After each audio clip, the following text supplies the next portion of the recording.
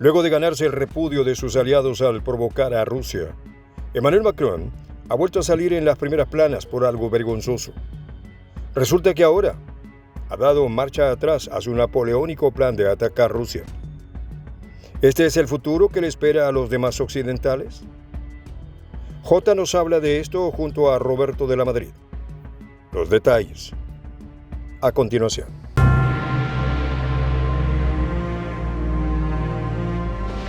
Voz de la Patria Grande. La geopolítica actualmente se ha convertido, de alguna manera, en el factor determinante para la vida del ciudadano común y corriente. La guerra en Ucrania, la guerra entre Ucrania y Rusia, o Rusia y Ucrania, afecta a lo cotidiano del trabajador en Brasil, por ejemplo. Una de las voces más autorizadas para tratar de entender esta locura que se ha convertido en la geopolítica es Roberto de la Madrid, un hombre que además tiene muchas horas de vuelo, por decirlo de alguna manera, ya haciendo prensa internacional, y para Prensa Alternativa es un orgullo tenerlo aquí con nosotros. Roberto, hermano querido, muchas gracias por acompañarnos. Bienvenido a Prensa Alternativa. Juan José, es un placer, ¿no? Pues palabras inmerecidas. Yo trato de aportar y de compartir y de seguir buscando y de seguir pues tratando de hacer una criba, de analizar, de colar toda la información y sobre todo de alertar a la gente que la conciencia, la búsqueda por incrementar la conciencia, pues es algo vital para poder sobrevivir, porque finalmente lo que tú decías, la generación de cualquier idea provoca finalmente, incluso hasta psiquiátricamente, problemas de salud. Entonces es muy importante entender lo que pasa en el mundo. Juan José, gracias por tu presentación. Vamos al tema del señor Macron. Quisiera comenzar esta conversación con el tema del señor Macron. Se sintió uno de esos días, se levantó con la pata izquierda, dirían aquí en el Perú, no sé si se entiende allá, se levantó con la pata izquierda y dijo, me siento Napoleón hoy día. Vamos a mandar tropas a Rusia, total, y desde el Kremlin dijeron, ¿usted se acuerda la última vez que mandaron franceses acá? No le recomiendo, porque no solo fue Napoleón, fue Hitler. Ahora, hace unas horas atrás, el señor Macron, después de que los gringos dijeran, no, anda solo tu hermanito, me avisa cómo te va. Después de que los alemanes le dijeran, sí, compadre, cualquier día te acompaño. Macron acaba de decir que no es algo que vayan a hacer. Impresiones sobre esto. Bueno, a ver, hemos nosotros de aquí en Detrás de la Razón, en particular un servidor, hemos tratado de denunciar ya desde hace mucho tiempo que siempre hay una narrativa del miedo y que esta narrativa que se construye en la mente colectiva de los pueblos, es justamente para, no para meter miedo, porque uno puede decir, bueno, pues la narrativa del miedo es para meter miedo. No, ese sería pues la herramienta. Entonces, si yo meto miedo a la mente colectiva, pues lo que viene es la legitimidad, y eso es lo que se busca. O sea, darle legitimidad a las acciones que no están interesadas en defender pueblos, ni están interesadas en defender la paz, la justicia, la libertad. No, están primeramente en defender los intereses económicos de interesados en la guerra.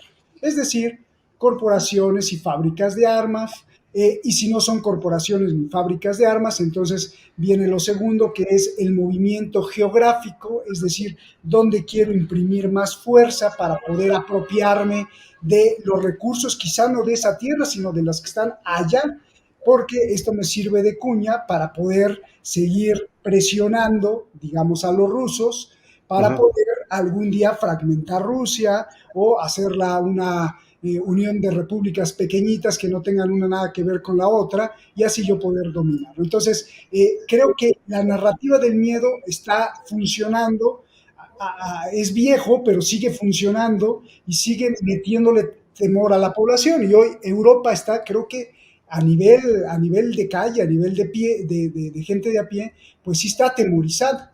Está atemorizada al ver a gente como Macron, justamente que está sirviendo como alfil de este pensamiento, a gente incluso como Pedro Sánchez, porque se para en Rafah, en Gaza, a decir que van a defender a los palestinos, pero finalmente se siguen vendiendo armas, a gente como Scholz o como Cameron, que la última es que, ok, no le vendas los Tauros o no le des los misiles letales que son muy, muy eficaces de Alemania a Ucrania, dámelos a mí, a los británicos, y nosotros le mandamos el Shadow Storm, que pues hace bastante daño a los ucranianos, para que se lo lancen a los rusos, ¿no? Entonces, bueno, toda esta dinámica hace Ah, que la gente esté un poco aterrorizada de que ahí viene la guerra, y finalmente sea más fácil a la hora de votar, a la hora de legitimar los planes de ayuda a Ucrania. Por ejemplo, en el Congreso de Francia, pues se aprobó que sí se le dé ayuda a Ucrania por los próximos 10 años, tal como se firmó entre Macron y Zelensky ese acuerdo. Y bueno, pues esta es, creo yo, la explicación más plausible de cómo es que, o cómo entender esta urgencia por apoyar a Ucrania. Y ahora pasamos a Macron. sí. Macron creo que cumple con los lineamientos de justamente esta narrativa. No hay que olvidar que Macron pues es un hijo del Fondo Monetario Internacional, del Banco Monetario Internacional, del Banco Mundial. ¿Por qué digo un hijo? Porque, bueno, pues está formado en esa ideología y persigue finalmente pues esas ambiciones y esos objetivos. ¿Cómo explicar que pasó como de ser una palomita ahora ser un halcón, ¿no? El señor Macron, que defendía, que era un poco dócil, que defendía la paz, ahora salió como guerrero, e incluso no solo Rusia, sino los demás líderes europeos le dijeron, espérate, no vamos a mandar tropas, porque si mandamos tropas es desatar la tercera guerra mundial, ¿no? Entonces, el día de hoy, Macron dio un importante discurso en televisión, acaba de decir, creo que lo más rescatable de lo que dice Macron es que si no se ayuda a Ucrania militarmente, es decir, si se deja que Rusia tome la victoria en Ucrania, la credibilidad, la honorabilidad, eso lo dijo hace unos minutos, la honorabilidad y la credibilidad de Europa como sí misma quedaría a nivel cero. Es decir, entonces bien, lo segundo, que Macron prometió que se va a encargar de que Rusia jamás llegue a la victoria en Ucrania. Ahí mi primera parte, porque hay muchas preguntas. Y acá tengo una pregunta, porque hay muchos que creen que ya Ucrania perdió la guerra. Uh-huh. ¿Cómo le queda? O sea, ya no tiene margen de movimiento, porque dice, ¿no? Más o menos la lógica es esta. Si es que Putin gana la guerra, Europa entera colapsará. Oye, ya perdió la guerra, te toca colapsar. No sé, ya no tiene máximo. O sea, vendieron, como tú dices, una campaña de miedo, pero lo crítico de esto es que en esa narrativa quedan sin margen de movimiento. ¿O qué percibes ahí tú? Mira, yo lo que percibo son varias cosas. Uno es que sí perdió la guerra a Ucrania, pero aún no están en el momento de levantar la bandera blanca, ¿no? Ya le contestó Zelensky al Papa. Y cuando estén en el momento de levantar la bandera blanca, quizá tenga la esperanza gente como Macron de entonces sí enviar tropas y que se arme la tercera guerra mundial. Y por eso es que dicen que no está perdida la guerra, ¿no? Hay Porque quienes dicen que no es tan bruto. Hay quienes dicen que no es tan bruto. Hay quienes dicen que este hijo del FMI, por no decir otra cosa, este hijo del FMI, no es tan bruto. Que el plan sería balcanizar a Ucrania. Bueno, ya hay posiciones tomadas por Rusia, son irrenunciables. Eso le ha costado sangre a los rusos, no lo van a entregar. Y entonces Polonia dirá, me acuerdo que esta parte también era mía. Los rumanos dirán, pensándolo bien, creo que también, y por ahí, el presidente Putin lo dijo, Francia está queriendo mandar un destacamento para poner una malla, una reja y decir, esto también es mío. ¿No estará en el proyecto de la balcanización de Ucrania? yo sí lo veo, iba para allá, esa es como quizá Mira, la tercera opción. Yo lo que veo como una primera hipótesis, Juan José, es que uno, están provocando demasiado a Rusia. Ojo, en otra entrevista que me hicieron ustedes, he dicho, y lo sigo sosteniendo, esa es mi hipótesis, que ni Putin quiere ir a la Tercera Guerra Mundial, ni Macron, ni la OTAN, ni Biden, ni Estados Unidos, nadie quiere ir a la Tercera Guerra Mundial porque esto significaría el término de los negocios y un desastre total, ¿no?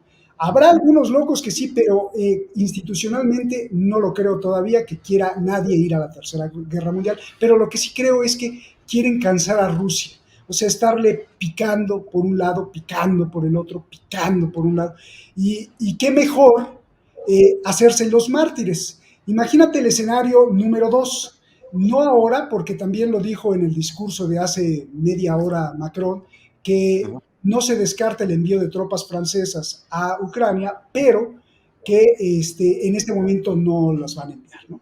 Entonces, imagínate tú en el escenario número dos que sí se llegara a enviar tropas francesas a Ucrania y que Putin cumpla lo que dijo el día de ayer, que cualquier tropa de Estados Unidos, de Francia, de la OTAN, o sea, cualquier tropa extranjera que no tenga nada que ver con los ucranianos, iban a ser tomados prácticamente como el enemigo a vencer. Entonces, imagina tú que esas tropas son aniquiladas por los rusos, entonces no es que se desate ahí la Tercera Guerra Mundial, sino que lo que quieren es fincar otra narrativa para decir, mira a Putin cómo es de malo, malísimo, que ahora ha destrozado los cuerpos de nuestros combatientes y entonces meter y meter y meter y meter más presión por un lado, por el otro, hasta cansar a Rusia y hacer que Rusia apriete el primer botón de una bomba nuclear táctica.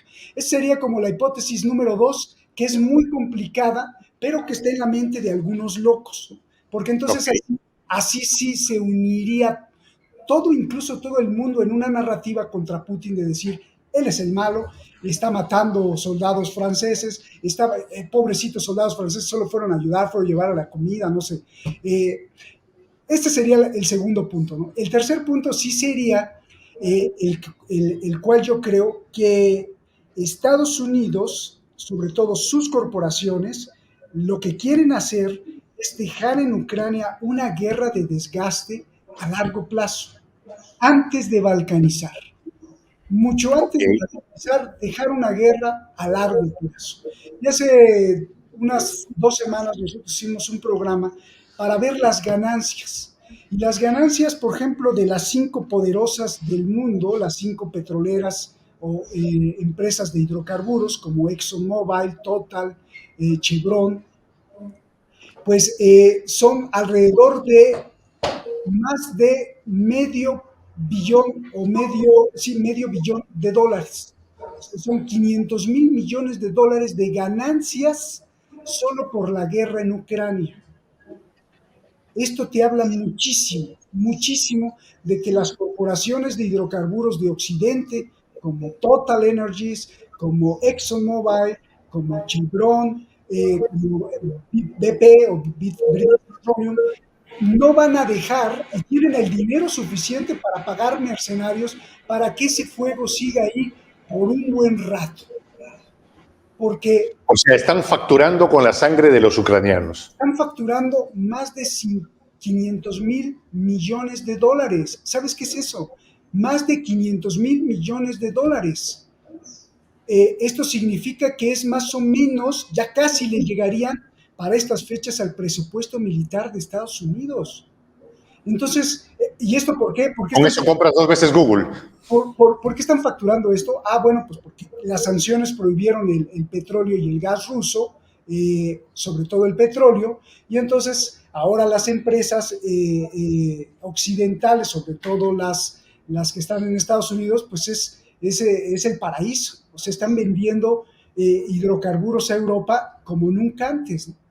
Y eso no lo van a dejar perder. Empezando por ahí, ¿eh? Ni siquiera te estoy hablando de las acciones de Lockheed Martin, de Raytheon, de las fabricantes de armas. Si vamos por allá, entonces hacemos la suma, esto supera el billón de dólares. incluidas las empresas que se quedaron en Rusia desafiando las sanciones occidentales, como Danone, como Nestlé, como Philips Morris de los cigarros, que solo de impuestos le pagan al Kremlin casi 10.000 millones de dólares. Entonces, esto es un negocio para todos y ellos han ganado alrededor de 200.000 millones de dólares las empresas occidentales que siguen operando dentro de Rusia. Eh, no les conviene que la guerra en Ucrania se capitule en paz. Les conviene que la guerra en Ucrania siga generando Pero de sangre. acuerdo a lo que dices, hay una lógica. Cuando alguien pierde, alguien gana.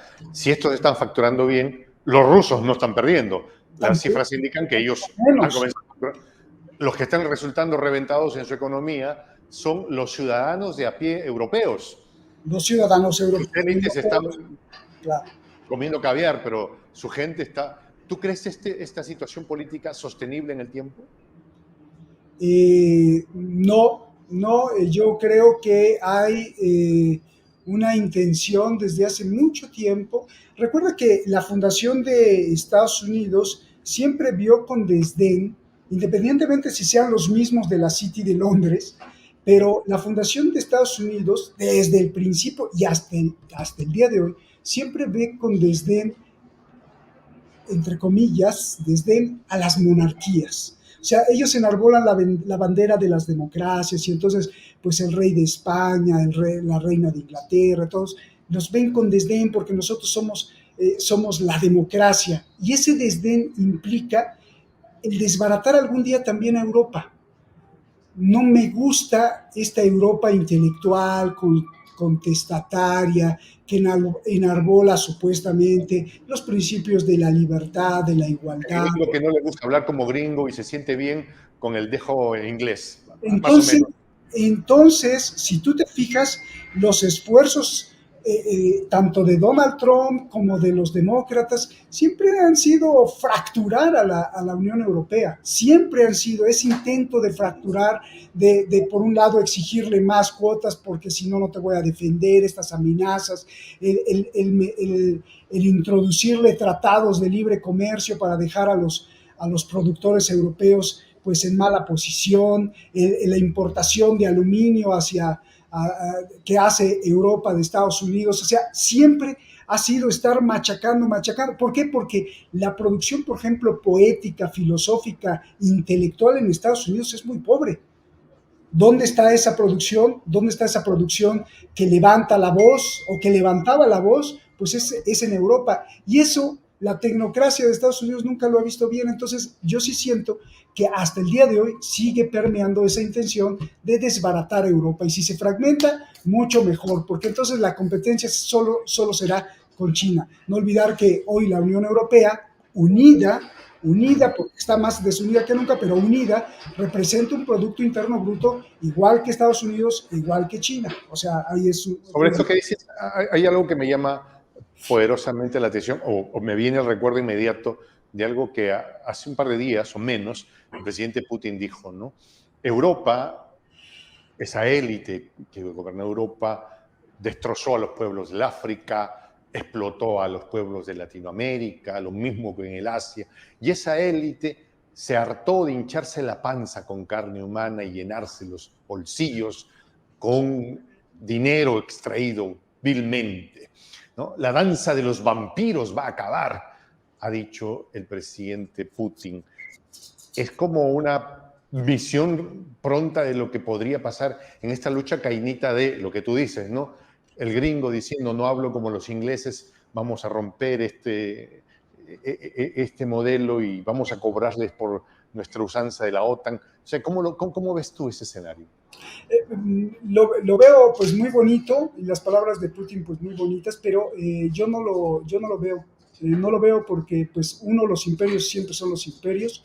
Dos, las bandas que gobiernan los países siempre son las bandas que gobiernan los países. Tres, hay demasiada corrupción en el ser humano. Y cuatro, la sensación que tienen las potencias mundiales de gobernar el mundo sigue permeando sus pensamientos, ¿no? Siguen queriendo expandirse. Entonces, por lo pronto, sí, fue una Europa colonialista que llenó de sangre el mundo, pero si tú te fijas, esos europeos que se fueron y que emigraron porque estaban en contra de ciertas cosas por ahí de 1700 en Inglaterra y fueron a fundar otra nación que se llamó Estados Unidos con su destino manifiesto, el destino manifiesto y la excepcionalidad de los estadounidenses, o sea, el excepcionalismo de ser la nación que puede gobernar el mundo, no es otra cosa más que el mismo imperialismo, colonialismo sangriento disfrazado de democracia.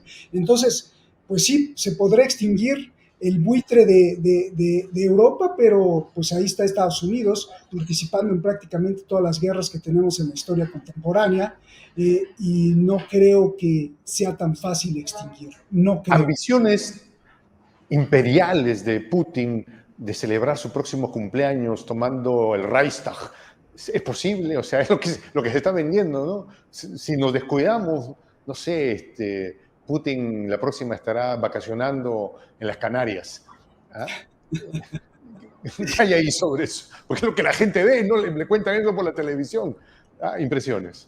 No, yo creo que Putin es un estratega, el gran estratega del siglo XX, ¿no? Que se consume en el siglo XXI.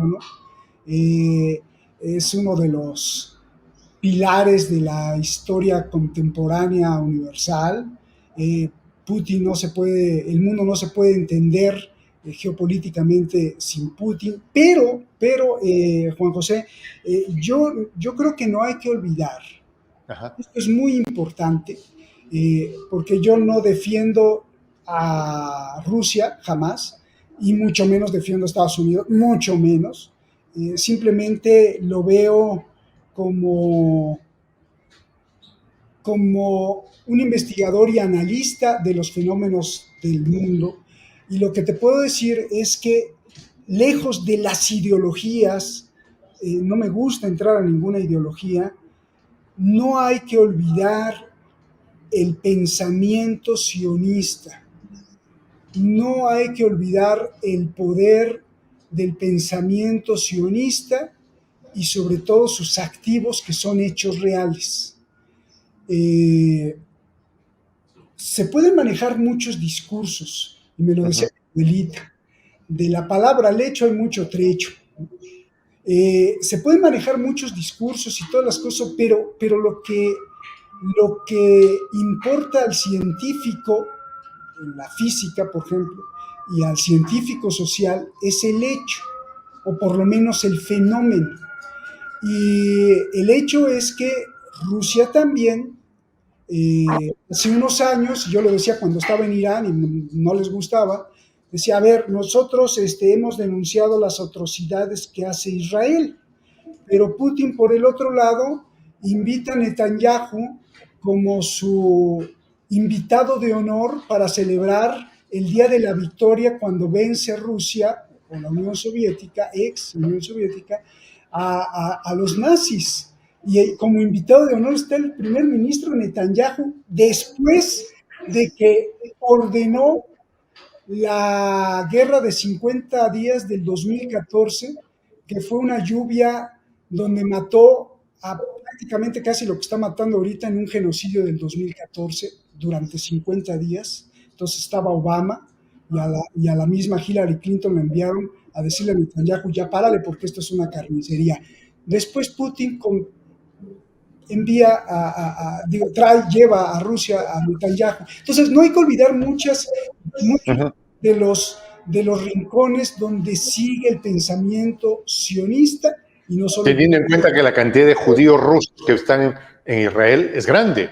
el por poder día, sionista. 3 millones más o menos mínimo. Sí, olvídate de los rusos que están en Israel, más bien de los judíos que permean la Duma, de los judíos que permean un poco el pensamiento de la dirigencia tanto de Washington como de Berlín y como de Pekín.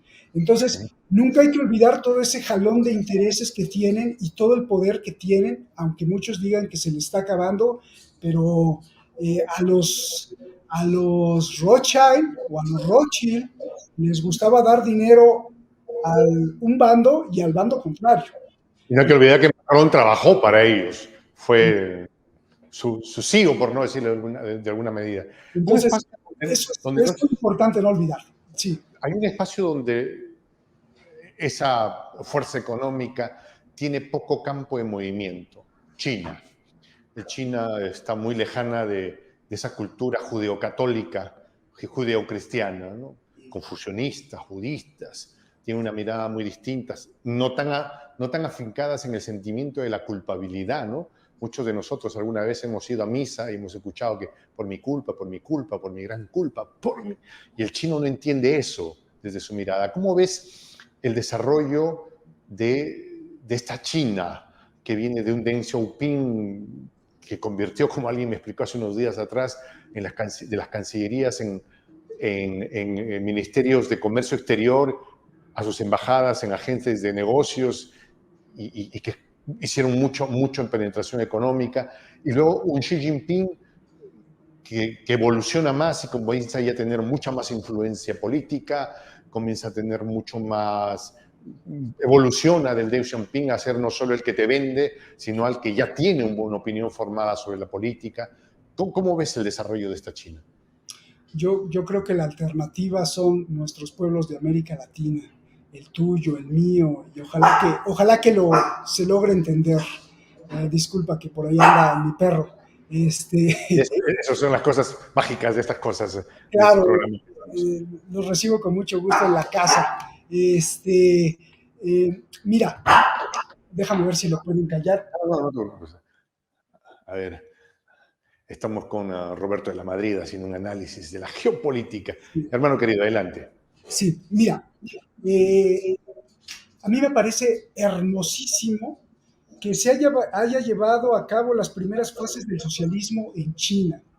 Me parece muy hermoso que cuando había millones de pobres, pues China, cuando ves los números, los hechos, pues no haya esa pobreza que había hace unos 40 años. Me parece también algo hermoso a nivel intelectual, no solo geopolítico, sino a nivel espiritual, la concepción que hay del modelo antropológico, es decir, del modelo del ser humano en China, donde se concibe como una unidad en cuanto a la colectividad, eres tú en cuanto al otro. Y eso, pues, en el pensamiento occidental, pues, se deslavó. Los antiguos griegos empezaban a hacer con la filosofía algo maravilloso con los socráticos, pero se deslavó y sobre todo con la aparición de la época industrial, pues el capitalismo empezó a hacerte más individualista, a meterte la idea que tienes que comprar, y esto te hace incluso llegar a los antidepresivos porque estás ensimismado en tu futuro. Me parece todo eso pues maravilloso, ¿no?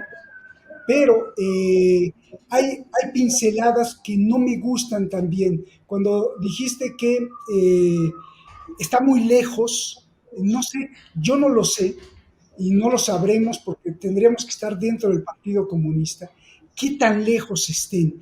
No hay que olvidar, no hay que olvidar que fue el poder capitalista y el dinero sionista que ofreció a China por ahí de 1973 rescatarla y darle todo este impulso industrial con un capital increíble, porque le convenía al capitalismo depredador no pagarle ya tanto, ya lo veían a futuro, no pagarle tanto a este obrero de Estados Unidos. Si hacemos un viaje en el tiempo y vamos a ver una casa de un obrero simple en Estados Unidos por ahí de 1975, el obrero tenía pues muchas cosas, podía comprarse hasta un cochecito, ¿no? Hasta un automóvil.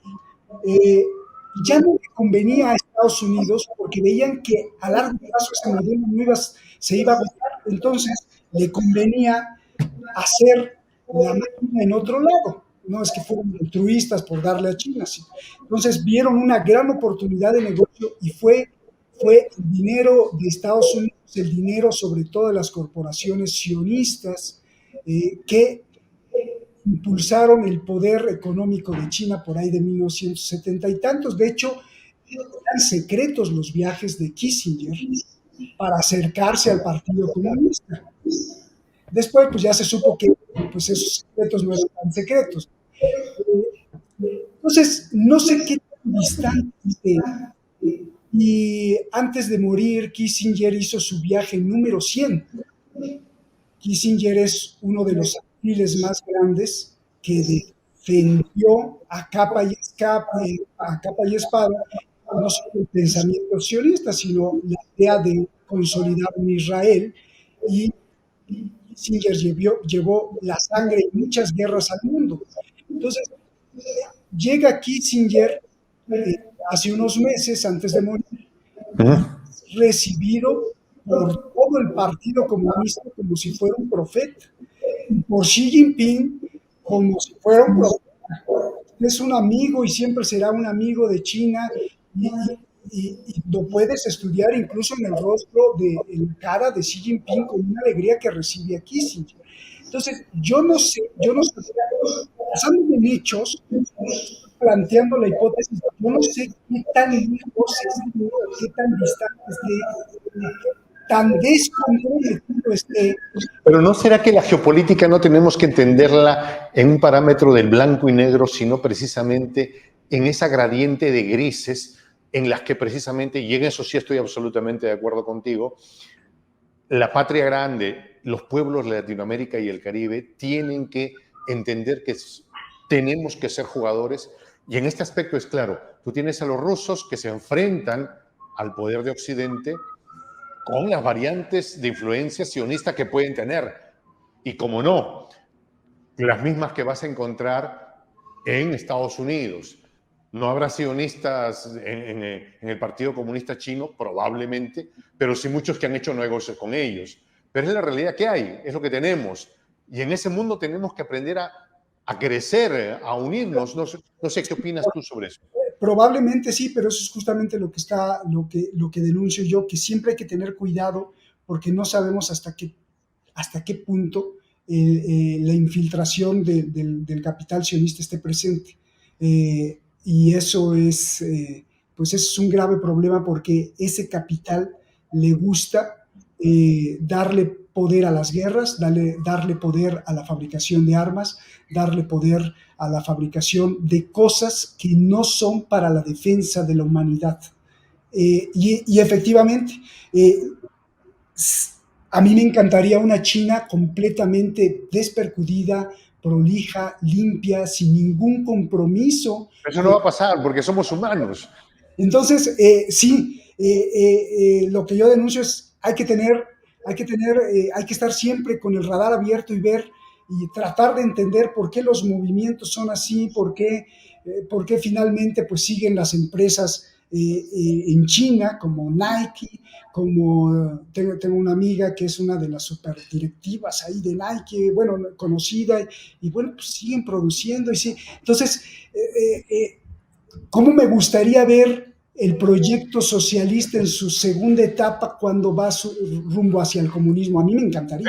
Soy el J, Juan José del Castillo, director del canal Prensa Alternativa.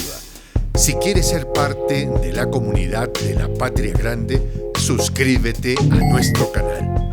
Si es que quieres que te lleguen las notificaciones cada vez que subimos un video, activa la campanita. Si quieres apoyar a nuestro canal económicamente, puedes hacerlo a través de PayPal. El enlace está en la descripción del video. A nombre del equipo de Prensa Alternativa, me despido con esta expresión en el quechua milenario, Tupananchis Kama, cuya traducción es hasta volvernos a encontrar.